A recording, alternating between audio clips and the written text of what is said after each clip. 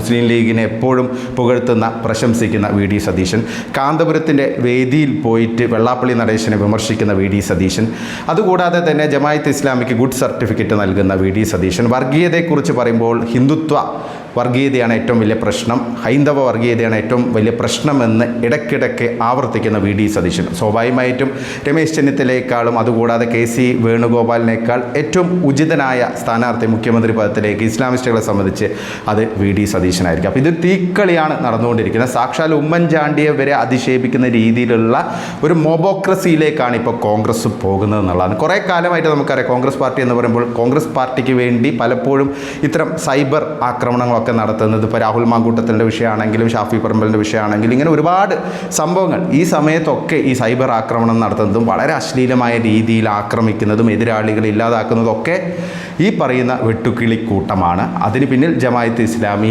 SDPI, മുസ്ലിം league ഇത്തരം സംഘടനകളാണ്. അവർ എല്ലാം കൂടി ഒരുമിച്ചാണ് ഇത്തരം സംഭവങ്ങളൊക്കെ ആസൂത്രണം ചെയ്യുന്നത്.